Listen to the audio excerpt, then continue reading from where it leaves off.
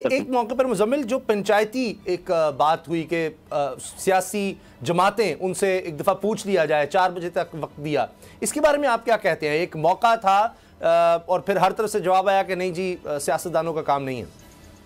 सामा यही कहना चाह रहा था मैं कि पॉलिटिशियंस के पास एक इतनी बड़ी अपॉर्चुनिटी थी, क्योंकि कहा यही जाता है कि पाकिस्तान में हर पॉलिटिकल मैटर जो है वो कोर्ट में ड्रैग हो जाता है। लेकिन जब कोर्ट खुद आपको कह रही थी कि आप मशवरा करें, उन्होंने आगे से कहा कि हमारा राब्ता नहीं हो रहा, उन्होंने कहा कि मुलाकात को छोड़ें, आप कॉल करें इसी वक्त। तो कॉल करने के बाद फारूक नाइक साहब ये फरमाते हैं कि वो कह रहे हैं कि सियासी जमातों का ये इख्तियार नहीं है।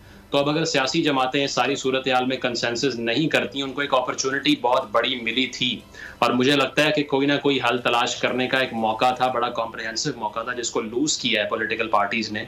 और जो मौके फागे से लिए उसमें भी कोई क्लैरिटी नहीं है। इख्तियार की बात आप कैसे कर रहे हैं जब गवर्नर साहब डी नोटिफाई कर देते हैं वजीर आला पंजाब को आज से कुछ महीने पहले। तो इख्तियारात से तजावुज़ तो यहाँ पर आम हो चुका है। सदर पाकिस्तान के हवाले से भी आप देख लीजिए कि जो उनके वकील हैं उन्होंने ये कन्फेस किया आज कोर्ट के अंदर कि तारीख देना इंतखाबात में KPK के हवाले से उनका इख्तियार नहीं था, उससे तजावुज़ हुआ है इन अदर वर्ड्स। तो वो कन्फेशन भी उनकी वो सामने आई थी और इसीलिए उन्होंने ये कहा कि गवर्नर जो है वो अगर उन्होंने असेंबली डिसॉल्व इससे आगे नहीं जाने चाहिए। हाँ, लेकिन अटॉर्नी जनरल साहब की तरफ से कुछ बातें ऐसी की जा रही थी जिसमें कुछ हिस्टोरिकल रेफरेंसेस भी थे। आप ये देखिए कि उन्होंने 1988 की एक मिसाल दी और कहा कि उस वक्त भी इंतखाबात डिले हुए थे। उसके बाद 2008 की मिसाल दी कि 2008 के अंदर भी जो शेड्यूल था उसके मुताबिक इंतखाबात नहीं हुए थे, तजावुज़ हुआ था शेड्यूल से। तो उसका जवाब अदालत ने यह दिया कि उस वक्त दहशतगर्दी के वाक़यात बहुत संगीन हो चुके थे, इसीलिए ऐसा हो रहा था। तो मैं समझता हूँ कि हुकूमत का भी माइंड इस पर वाज़ेह है, कोर्ट का भी वाज़ेह है। हुकूमत का माइंड ये है कि किसी न किसी तरह कोई लूप होल तलाश किया जाए और इस मामले को मजीद आगे ड्रैग करें। और कोर्ट जबकि ये यूनानिमसली मैं समझता हूँ इसका इजहार कर चुकी है कि 90 रोज़ में इंतखाबात करवाना जो है वो होना चाहिए और कॉन्स्टिट्यूशन इसको एम्पावर करता है इस सारे नोशन को।